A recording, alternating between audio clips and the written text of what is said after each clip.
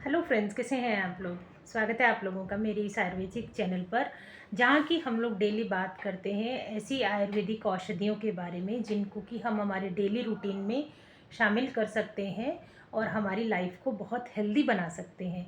तो आज मैं जिस विषय पर चर्चा करने वाली हूँ वो हर घर की थाली में मौजूद रहता है लगभग, यह पनीर यानी कि दूध का अमृत रूप। पनीर को आजकल के बच्चे बहुत ज़्यादा पसंद करते हैं, इसीलिए सबका फेवरेट फूड जो अगर माना जाता है तो वो पनीर आता है।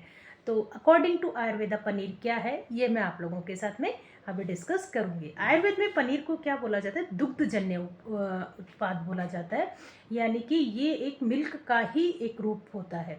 यह क्षीर वर्ग यानी कि दूध से बने हुए पदार्थों का एक वर्ग होता है आयुर्वेद में, उसमें इसको शामिल किया है। जब दूध को नींबू, छाछ या सिरका से उसको फाड़ देते हैं, मतलब जब दूध फट जाता है इन चीज़ों का यूज़ करके, तो हमारा जो ठोस हिस्सा है वही छेना होता है या पनीर के रूप में हमारे सामने आता है। तो पनीर को संस्कृत में छेना या हम लोग दधिक शिरोत्पन्न कह सकते हैं। आयुर्वेद कहता है कि यह मधुर रस युक्त होता है, गुरु होता है, स्निग्ध होता है, शीतल प्रभावी होता है। तो ये तो रही आयुर्वेद के अकॉर्डिंग इसके गुण। अब मैं बात करती हूँ कि हमारी बॉडी के ऊपर पनीर के क्या क्या इफ़ेक्ट होते हैं। पनीर का जो रस होता है वो मीठा होता है, यानी कि ये मधुर रस प्रधान होता है। और जहाँ तक इसमें गुण की बात करें तो गुण इसमें गुरु होता है, स्निग्ध होता है, यानी कि ये हैवी टू डाइजेस्ट होता है। वीर्य यानी कि ये एनर्जेटिक कैसा रहता है, तो ये शीत वीर्य होता है, ठंडी तासीर वाला होता है। विपाक मधुर होता है, पाचन के बाद जो प्रभाव आता है उसको विपाक बोला जाता है, तो इसमें इसका मधुर विपाक माना जाता है। दोष प्रभाव अगर देखा जाए तो पित्त और वात दोष को शांत करता है, लेकिन कफ को बढ़ा देता है। कफ को क्यों बढ़ाएगा, क्योंकि ये मधुर वाला है। मधुर रस जो होता है वो हमारे कफ को बढ़ाता है, इसीलिए पित्त और वात को शांत करता है पनीर, और साथ ही साथ कफ को भी बढ़ा देता है। अर्थात पनीर उन लोगों के लिए फ़ायदेमंद होता है जिनकी पित्त या वात की अधिकता होती है, गर्मी होती है, अम्लता होती है, सिर दर्द है, चिड़चिड़ापन है या जोड़ों का दर्द है। ऐसे लोगों को पनीर का सेवन करना चाहिए। और जो लोग ओबेसिटी से ग्रस्त हैं या जिन लोगों को कफ के जो उपद्रव होते हैं, मोटापा है और खांसी है, जुकाम है, ये सब चीज़ें उनको पनीर नहीं यूज़ करना चाहिए। अब मैं आगे बताने जा रही हूँ कि पनीर खाने से हम लोगों को क्या क्या बेनिफिट होते हैं। तो जो पनीर होता है, पनीर में प्रचुर मात्रा में प्रोटीन पाया जाता है। आयुर्वेद के अनुसार देखा जाए तो यह एक धातु पोषक आहार होता है जो कि हमारे मांस धातु को मजबूत बनाता है। इसीलिए पनीर खाने से हमारे जो शरीर में ताकत आती है, एनर्जी आती है, और इससे हमारे को स्टेमिना मिलता है। ये तो बात रही कि हम लोगों को शारीरिक बल मिलता है और हमारी मांसपेशियां मजबूत होती हैं प्रोटीन की वजह से। अब मैं आगे बात करने जा रही हूँ कि जो पनीर में मौजूद कैल्शियम और फास्फोरस भरपूर मात्रा में पाया जाता है। आयुर्वेद इसके लिए कहता है कि क्षीरम बल्यम स्थिरम शुक्रम धातु वृद्धि करम परम। अर्थात दूध से बने हुए जितने भी पदार्थ होते हैं वो हड्डियों को स्थिरता और बल प्रदान करते हैं, यानी कि हड्डियों को मजबूती देते हैं। तो इसीलिए पनीर का यूज़ हम लोग हमारी बोन के लिए भी बहुत अच्छा मानते हैं। इसके बाद में पनीर का जो बहुत अच्छा एक बेनिफिट होता है वो है कि पनीर में मौजूद जो एक ट्रिप्टोफैन और विटामिन बी कॉम्प्लेक्स जो होता है ना, वो हमारे ब्रेन को कूल करता है, स्टेबल करता है। तो आयुर्वेदिक दृष्टि से इसको एक सात्विक आहार मान सकते हैं जो कि ध्यान, स्मरण शक्ति और मानसिक स्थिरता को भी बढ़ाता है।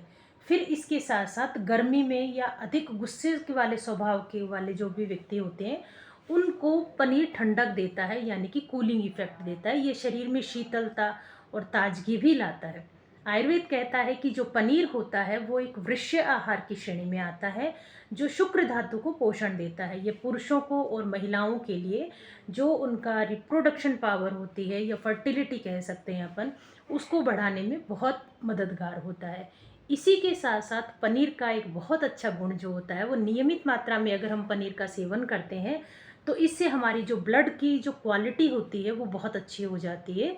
यानी कि ब्लड के जितने भी सेल्स होते हैं या उसके एलिमेंट्स होते हैं वो बहुत अच्छी क्वांटिटी में हो जाते हैं। साथ ही साथ अकॉर्डिंग टू आयुर्वेदा ओज की वृद्धि होती है, यानी कि हमारे शरीर की आभा और ऊर्जा दोनों ही बढ़ जाती है। ये तो बात रही बेनिफिट्स की। अब मैं बात कर रही हूँ कि किन लोगों को पनीर का सेवन नहीं करना चाहिए। आयुर्वेद ये कहता है कि हर चीज़ का जो सेवन है वो नियम संयम से करना चाहिए। नियम और संयम दोनों ही होना चाहिए। जिन लोगों में कफ दोष की अधिकता है, जैसे मोटापा है, एलर्जी है, सर्दी जुकाम या थकान, इन सब परेशानियों से अगर आप परेशान रहते हैं तो आपको पनीर जो सीमित मात्रा में लेना चाहिए।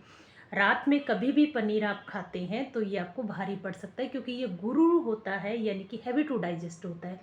हमेशा ताज़ा और घर का बना पनीर ही खाएं। पुराने या तले हुए जो भी पनीर आप यूज़ करते हैं उनसे हमारे जो डाइजेस्टिव फायर है वो वीक हो जाती है, और इससे हम लोगों को गैस, ब्लॉटिंग और ये सारी की सारी प्रॉब्लम्स सामने आती हैं। अब है कि पनीर खाने का सही समय और सही तरीका क्या होता है। सुबह या दोपहर के भोजन में जो पनीर लेते हैं हम लोग, वो हम लोगों को सबसे ज़्यादा बेनिफिट देता है। इसीलिए सर्वोत्तम समय अगर पनीर खाने का है तो वो दोपहर का समय होता है। इसमें काली मिर्ची, अदरक और हल्दी, इन सब मसालों के साथ अगर हम लोग संस्कारित करके पनीर को खाते हैं तो ये इसका गुरुत्व कम हो जाता है। बच्चों को, प्रेग्नेंट लेडीज़ को और कमज़ोर शरीर वालों के लिए ये एक टॉनिक का काम करता है। इसीलिए अगर आप प्रेग्नेंट लेडीज़ को, बच्चों को एज ए टॉनिक पनीर खिलाते हैं तो उनकी सेहत बहुत अच्छी हो जाती है। अब मैं आगे बात करती हूँ कि अगर आप पनीर को खाते हैं तो किस फॉर्म में खाएं जो कि वो आपके लिए एक अच्छा टॉनिक रहे। तो ताज़ा पनीर लेंगे हम थोड़ा सा, और थोड़ा सा देसी घी, मिश्री और इलायची, इन सबको मिला के हल्का सा आप गर्म कर लेंगे। इसे सुबह सुबह आप खाली पेट या एक्सरसाइज अगर करते हैं तो एक्सरसाइज के बाद में आप इसको खाइए।